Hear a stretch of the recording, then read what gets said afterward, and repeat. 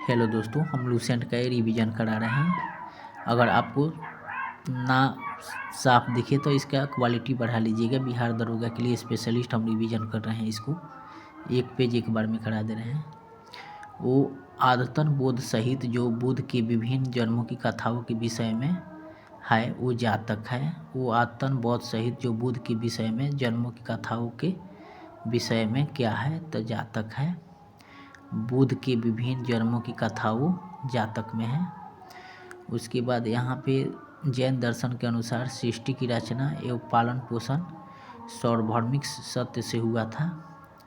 जैन दर्शन के अनुसार सृष्टि की रचना पालन पोषण सार्वभौमिक सत्य से हुआ। यहाँ पे निम्नलिखित में से कौन सा बौद्ध पवित्र स्थल निरंजना नदी पर स्थित है तो बोध गया। उसके बाद गौतम बुद्ध का गुरु कौन था तो लाल कराम था। प्राचीन भारतीय इतिहास के संदर्भ में लिखित में से कौन सा बौद्ध धर्म और जैन धर्म दोनों में समान रूप से विद्यमान था तब वेद प्रमाण के प्रति अनास्था। प्राचीन भारतीय इतिहास के संदर्भ में निम्नलिखित में से कौन सा बौद्ध धर्म और जैन धर्म दोनों में समान रूप से विद्यमान था तो वेद प्रमाण के प्रति अनास्था।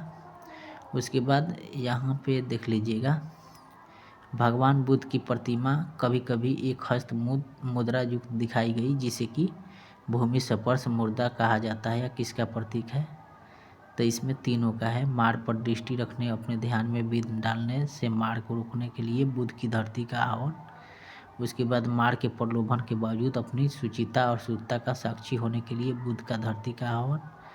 उसके बाद सी नंबर से संदर्भ में दोनों ही कथन ए और बी सही है तो आपका दोनों ए बी दोनों सही है।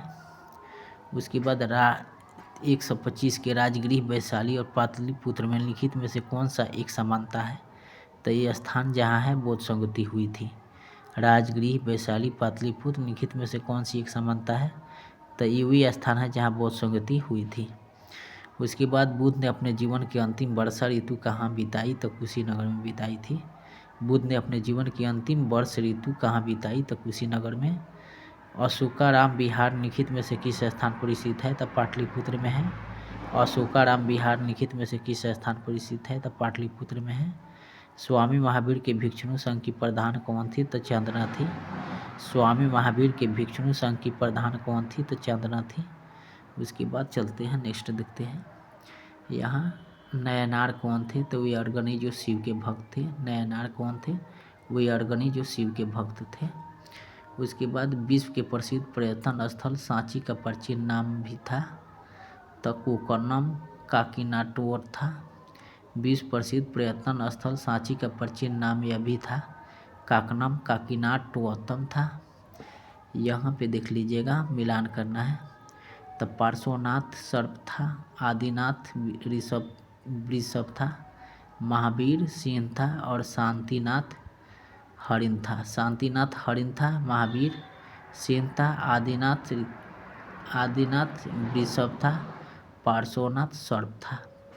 उसके बाद यहाँ पे देख लीजिएगा, भारतीय इतिहास के संदर्भ में लिखित युग्मों पर विचार कीजिए तो यहाँ पे आपको मिलान करना है तो 132 का केवल 2 युग्म इसमें 2 युग्म सही है। अब इसमें हम बता नहीं सकते हैं कि कौन कौन इसमें से सही है। यहाँ पे 133 का देख लीजिएगा, सिदाई महावीर था, चक्रेश्वरी आदिनाथ था, चक्रेश्वरी आदिनाथ था, अंबिका पार्श्वनाथ था और पदावती पार्श्वनाथ था, अंबिका नेमिनाथ था और चकेश्वरी आदिनाथ था और सिदाई का महावीर था। इसको याद करना पड़ेगा तभी आप एग्ज़ाम क्लियर कर सकते हैं। इसको किसी तरह रटना ही है। सिदाई का आपका महावीर था, चक्रेश्वरी आदिनाथ था, अंबिका नेमिनाथ था और पदावती पार्श्वनाथ था। उसके बाद यहाँ पे मिलान कर लीजिएगा, धानेकत जो कि महासंघी के अधीन एवं प्रमुख बौद्ध केंद्र के रूप में समृद्ध हुआ निखित में से किस एक क्षेत्र से अवस्थित था तो आंध्र था। धानेकतक जो महासंघी के अधीन एक प्रमुख बौद्ध केंद्र के रूप में समृद्ध हुआ लिखित में से किस एक क्षेत्र में अवस्थित है तो आंध्र में है। धानकत जो महासंधिकों के अधीन एवं प्रमुख केंद्र के रूप में समृद्ध हुआ। लिखित में से किस क्षेत्र से अवस्थित था? तो आंध्र प्रदेश था। ये कंप्लीट हुआ। आप नेक्स्ट हम देखते हैं।